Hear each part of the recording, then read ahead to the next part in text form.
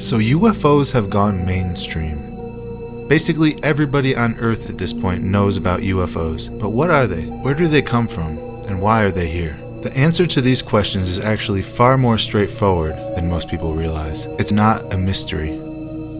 We know exactly what these things are, and they've been around for thousands of years.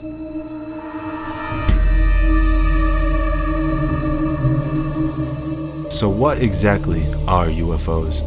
What I'm about to show you is the best explanation I've ever heard.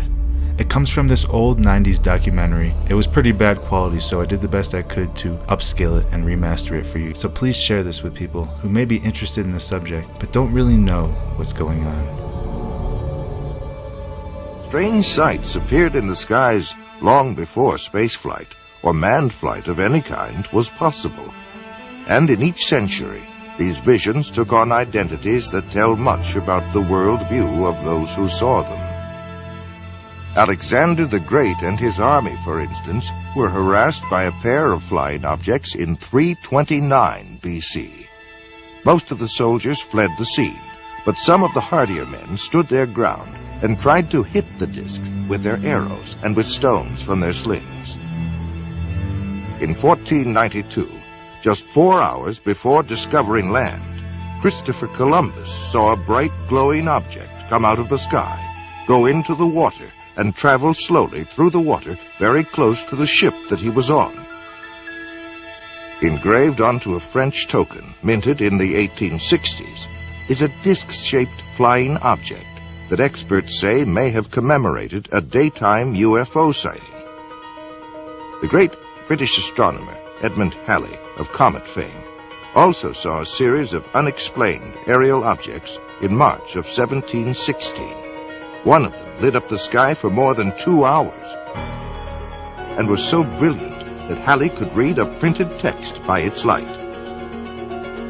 There were sightings in 1897 of a lighter-than-air ship that had propellers, porthole windows, and brilliant searchlights which it directed at the ground. In 1917, what may have been the largest crowd ever to witness a UFO occurred in Fatima, Portugal. 50,000 people watched in amazement as a huge silver disc began spinning like a windmill and dancing about in the sky. After plunging toward the earth, it climbed back into the sky and disappeared into the sun. One night during the summer of 1948, Clyde W. Tombaugh, the astronomer who discovered the planet Pluto, was sitting in the back of his home at Las Cruces, New Mexico. He and several witnesses, including other members of his family, watched a strange glowing craft move overhead. All of the witnesses agreed that the object was definitely a solid ship and that it was probably some form of extraterrestrial device. John Keel is a world-renowned expert on UFOs and has written numerous books and articles on the subject. A self-described agnostic, he made this statement: "Thousands of books have been written on the subject of demonology, which is the ancient and scholarly study of monsters and demons. The manifestations and occurrences described in this literature are identical to the UFO phenomenon. Victims of demonic possession suffer from the same medical and emotional symptoms as the UFO contactees." Dr. Jacques Vallée has addressed the United Nations on UFOs and was the model for Lacombe in Steven Spielberg's Close Encounters of the Third Kind. He is the author of 8 books on UFOs and has been widely recognized as the premier investigating scientist in the realm of UFO research. In his book, Messengers of Deception, Vallée says, "An impressive parallel can be made between UFO occupants and the popular conception of demons." And in his book, Confrontations, he writes, "The medical examinations to which abductees are said to be subjected, often accompanied by sadistic sexual manipulation, is reminiscent of the medieval tales of encounters with demons." He also made this statement: "I believe that when we speak of UFO sightings as instances of space visitations, we are looking at the phenomenon on the wrong level. We are not dealing with successive waves of visitations from space. We are dealing with a control system." And he states, UFOs are the means through which man's concepts are being rearranged. They are engaging in a worldwide enterprise of subliminal seduction. Jacques Vallée, at least at that time when he wrote that book, was an agnostic. Interesting that he comes to basically the same conclusions I do as a Christian from my research. And he said about UFOs, they're real, but they're not physical. They're messengers of deception. And this was based on his research of about 20 years. They seem to be psychologically preparing, setting us up for some ultimate delusion that is too horrible even to imagine as yet. I would agree with that. Dr. I.D.E. Thomas is one of a long line of Welsh preachers. He is currently the senior pastor at the First Baptist Church of Maywood, California, and has authored several books which have enjoyed wide circulation. In his book, The Omega Conspiracy, Dr. Thomas explains the phenomenon of unidentified flying objects and offers an explanation that could identify the beings who operate them. As incredible as his explanation may sound, let us regard the ancient saying of Heraclitus, who 500 years before Christ said, "Because it is sometimes so unbelievable, the truth escapes becoming known." The answer to all this and the clue to this cosmic riddle may be found in the ancient book of Genesis. And back there in chapter 6, we are told of a very amazing and bizarre event. The sons of God saw the daughters of men and saw that they were beautiful, and they lusted after them. And then we read they married them and sired children from them.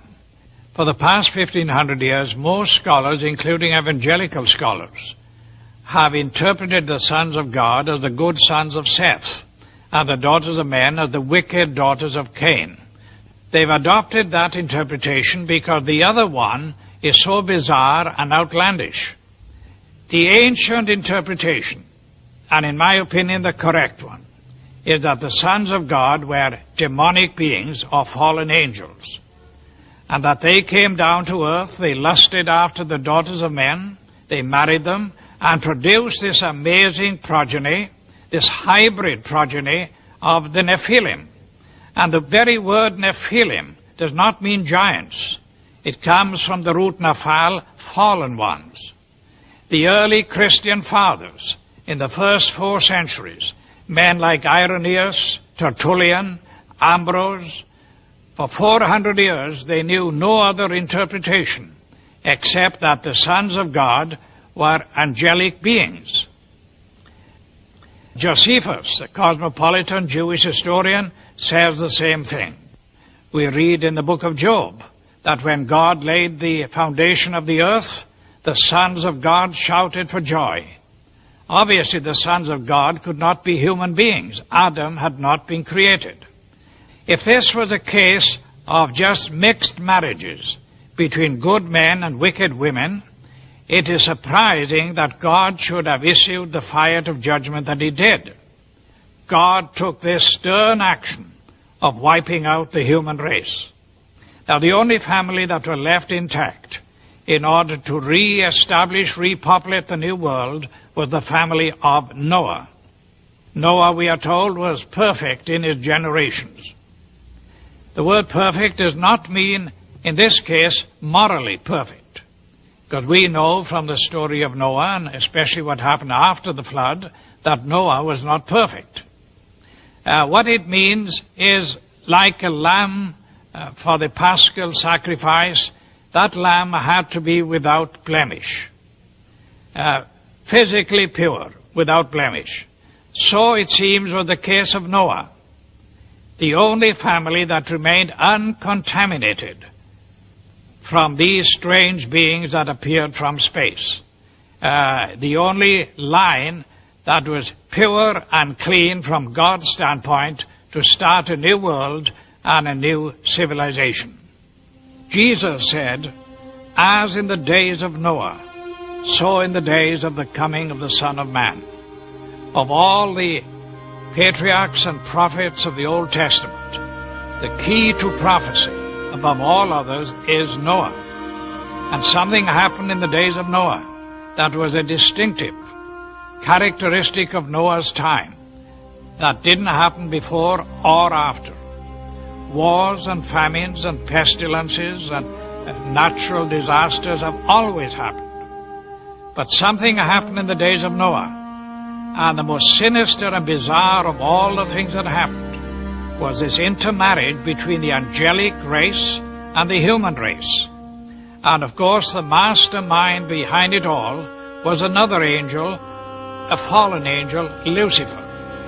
Now we believe that as they came in those days, we may very well be on the edge of another invasion from outer space, that Satan will once again make another attempt, maybe the final assault on the human race, in order to wean men and women away from the worship of God.